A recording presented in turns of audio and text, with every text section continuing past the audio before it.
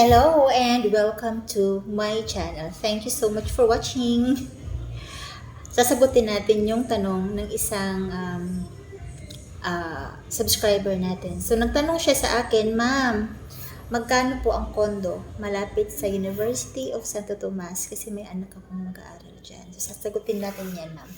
Ma'am, kayo ba ay bibili or uupa? Kung uupa kayo, ang presyo po na dapat ninyong i-budget nasa 15 to 30,000 a month for a studio to 1 bedroom unit.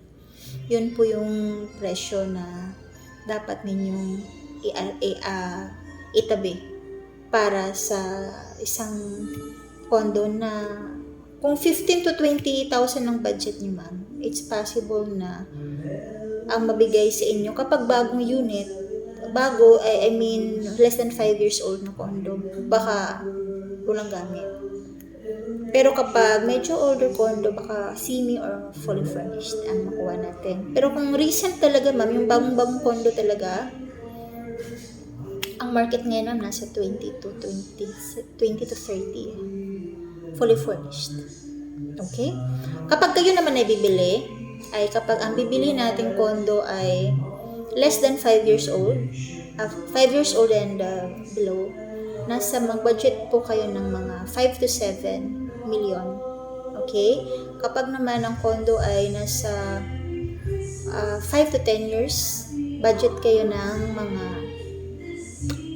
4 to 5. And then, kapag above 10 years old na building, mag-budget kayo ng 3 to 4 million. So, it depends kung ano po yung preference ninyo.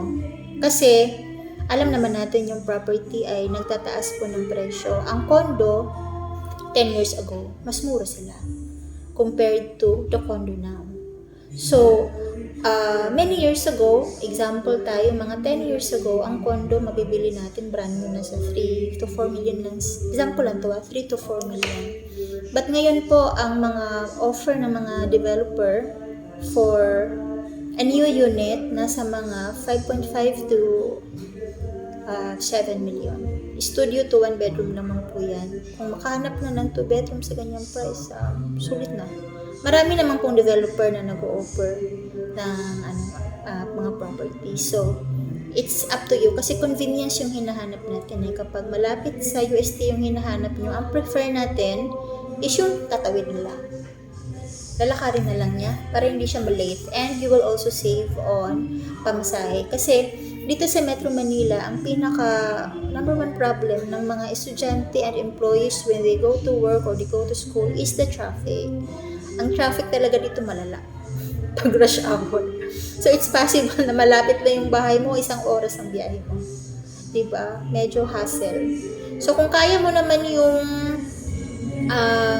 mga prices na binigay ko sa inyo, ay grab na tayo, bibili na tayo, no? Pero kapag hindi nyo po yung kaya, doon na lang tayo sa rental. Okay? So yung rental, nabanggit ko sa inyo, right? 15 to 30 million, 30,000 per month ang i-budget nyo.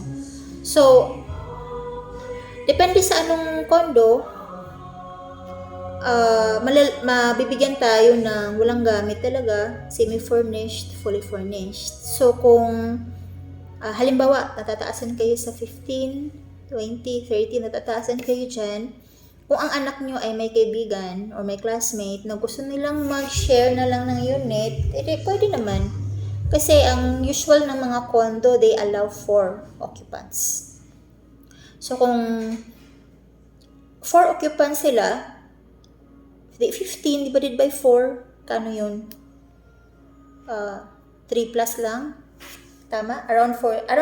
Around off ko na lang 4,000 per month sila. Pero hindi lang yun yung bayaran Meron pa kasing bayaran ng kuryente, may tubig pa, may internet pa, and merong association dues. So kapag ganyan kamura, 15, it's possible na ang tenant nagbayad ng association dues. So ang association dues is per square meter. So usually nasa mga 2 to 3,000 yan. Kasi studio na pinag-uusapan natin 2 to 3,000 a month ang association dues. Ang kuryente, kapag walang aircon, baka mga 2,000, 2 to 3,000 kung gagamit silang rice cooker, may ref sila, may washing machine pa sila. 2 to 3,000. Tapos yung water naman, mababa lang eh.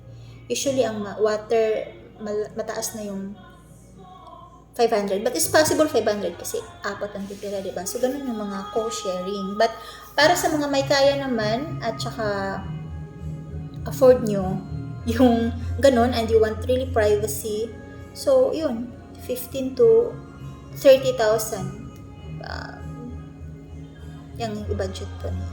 So, I hope, madam, nasagot ko po yung tanong ninyo. If you have more questions, ano lang kayo, comment